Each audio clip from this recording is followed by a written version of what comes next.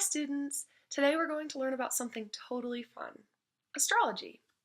Now, this is not considered scientific fact, but it's something that a lot of people enjoy as it involves human nature, fantasy, fortune telling, and identity. A long time ago, when people spent their nights staring up at the stars, a belief arose that the stars and patterns of stars influenced our personalities and shaped our futures. This belief is commonly referred to as astrology. Now, astrology is different from astronomy. Astronomy is the science that studies outer space, whereas astrology is just the belief that the planets and stars influence our spirits. So here are Mystic Maya and young Kendall to demonstrate an astrological encounter. I'm a Scorpio. What does that mean? Your sun is in Scorpio. You are a deep, dark, mysterious person.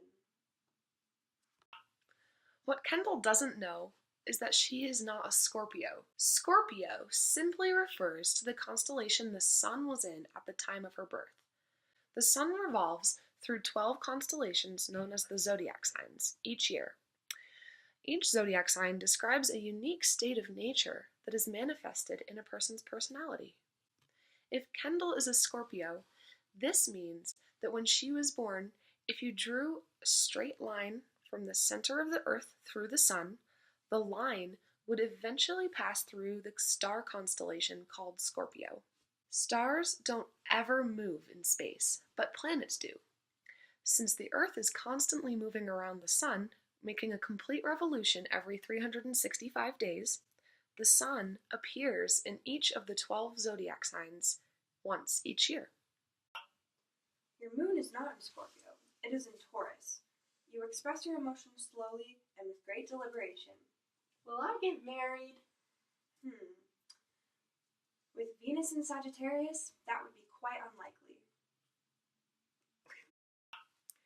The planets are the way, and the signs are the where.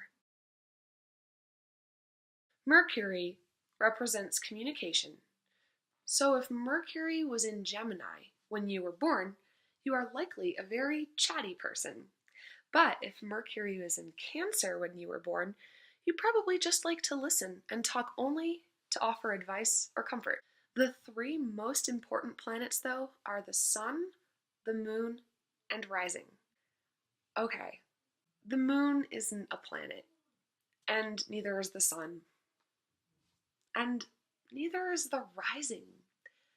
But in astrology, they're considered planets. So we already talked about sun sign. It determines your core sense of self, and the moon sign tells you how you feel and express emotions. Your rising sign, determined by the distance between the sun and the horizon at the time of your birth, determines how you present yourself, how you look and dress, and your first impressions. My sun sign is Pisces, and my moon sign is Taurus, but my rising sign is Libra.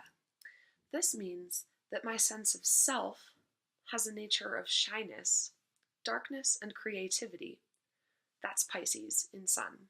I am very real and down to earth about my feelings. That's moon in Taurus.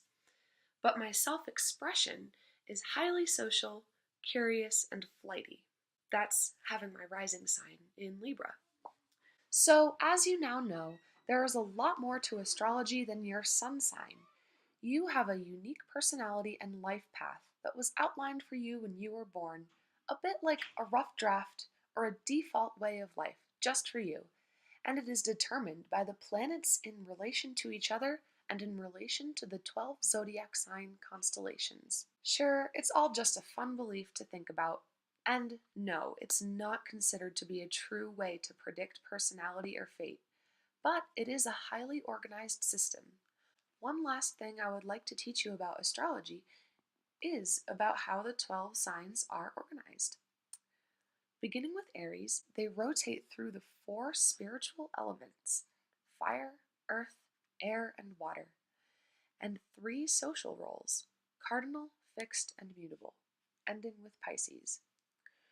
With 4 elements and 3 social roles, there are 12 unique combinations, each one being a different zodiac sign.